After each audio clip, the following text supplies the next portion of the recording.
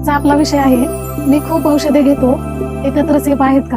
तुम्ही दिवसातून 3 पेक्षा जास्त औषधे घेता का? बीपीची गोळी, शुगरची गोळी आणि वरून डोकं दुखतंय म्हणून घेतलेली एक साधी पेन किलर. तुम्हाला वाटतं हे सुरक्षित आहे का? थांबा, औषधांचे हे कॉकटेल तुमच्या शरीरासाठी एक छुपा धोका असू शकतं. आज आपण समजून घेणार आहोत, हे औषधे एकत्र घेताना नक्की काय काळजी घ्यावी. नमस्कार, मी रुपाली लबडे, तुमची फार्मासिस्ट. आजकाल आपल्या मध्यमवर्गीय कुटुंबात प्रत्येकाच्या घरात औषधांचा एक छोटा डबा असतोच.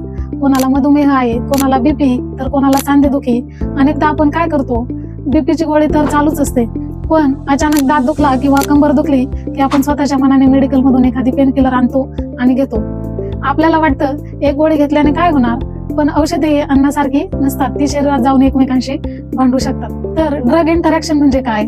सोप्या भाषेत सांगायचं तर जेव्हा 2 औषधे तुमच्या पोटात एकत्र जातात तेव्हा ती एकमेकांवर परिणाम करतात. यालाच आम्ही ड्रग इंटरॅक्शन म्हणतो. पेन किलर आणि बीपीची औषधे कशी? समजा तुम्ही बीपीची गोळी घेताय आणि सोबत खूप दिवस पेन किलर घेतली तर तुमचं बीपी वाढू शकतं आणि तुमच्या किडनीवर ताण येऊ शकतो. दुसरं म्हणजे रक्त पातळ करण्याची औषधे, ब्लड थिनर्स. काही लोक रक्ताच्या गाठी होऊ नये म्हणून औषधे घेतात. अशा वेळी जर तुम्ही ठराविक पेन किलर घेतली, शरीरात अंतर्गत रक्तस्राव होण्याचा धोका वाढतो. यासाठी अन्न आणि औषधे काय घ्यावे? काही औषधे रिकाम्या पोटी घ्यायची असतात, तर काही जेवणानंतर. जर चुकीच्या पद्धतीने घेतली तर औषध कामच करत नाही. आमच्या सोबत घडलेली एक खरी गोष्ट मी तुम्हाला सांगते. आमच्या मेडिकलमध्ये एक काका आले होते, वय साधारण 50 वर्षे. त्यांना सांधेदुखीचा त्रास होता. ते आधीच हृदयासाठी रक्ताच्या गोळ्या घेत होते. कंबर दुखते म्हणून त्यांना सलग 10 दिवस स्वतःच्या मनाने एक कडक पेन किलर त्यांनी घेतली. पण परिणाम काय झाला?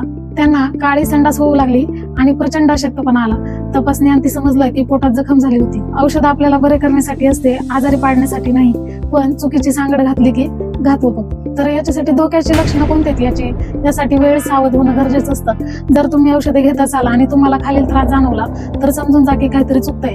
अचानक अंगावर रॅशेस किंवा खाज येणे, प्रचंड पित्त होणे किंवा पोटात जळजळणे, चक्कर येणे किंवा अंधारी येणे, लघवीचा रंग बदलणे, असं झाल्यास तातडीने तुमच्या डॉक्टरांशी संपर्क साधा. तर यासाठी सुरक्षित राहण्याचे सोपे नियम कोणते? घाबरू नका, काही नियम पाळले तर तुम्ही सुरक्षित राहाल. प्रिस्क्रिप्शन सोबत ठेवा. कोणत्याही नवीन डॉक्टरांकडे जाताना जुनी सर्व औषधे सोबत घेऊन जा किंवा त्यांचे जुने प्रिस्क्रिप्शन त्यांना दाखवा. स्वतःहून पेन किलर घेऊ नका. डोकं दुखते म्हणून दरवेळी गोळी घेण्यापेक्षा डॉक्टरांना विचारा. एकाच फार्मासिस्ट कडून औषधे घ्या. एकाच मेडिकल मधून औषधे घेतल्यास त्या फार्मासिस्टला तुमच्या जुन्या औषधांची कल्पना असते. 2 औषधांमध्ये अंतर ठेवा. शक्यतो 2 औषधे एकत्र न घेता मध्ये काही वेळाचे अंतर ठेवा. मित्रांनो, मी एक फार्मासिस्ट म्हणून तुम्हाला सांगू इच्छिते की गोळी गिळण्यापूर्वी 1 मिनिट विचार करा. तुमच्या डॉक्टरांना किंवा फार्मासिस्टला विचारा की मी ही औषधे एकत्र घेऊ शकतो का? आम्ही तुमच्या मदतीसाठीच आहोत. औषधांच्या नावापेक्षा त्यातील घटक महत्वाचे असतात. कधी कधी 2 वेगवेगळ्या नावांच्या औषधांमध्ये एकच घटक असतो, ज्यामुळे ओव्हरडोस होऊ शकतो. तुम्ही सध्या कोणती औषधे एकत्र घेत आहात किंवा औषधांच्या जोडीबद्दल तुम्हाला काही शंका आहे का?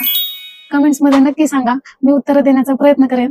हा व्हिडिओ तुमच्या घरातील ज्येष्ठ नागरिक आणि मित्रांना नक्की शेअर करा, कारण तुमची एक छोटी माहिती कोणाचा तरी जीव वाचवू शकते. औषधांबद्दलची ही 100 दिवसांची जागरूकता सिरीज पाहण्यासाठी चॅनलला सबस्क्राईब करा. सुरक्षित राहा, निरोगी राहा. धन्यवाद.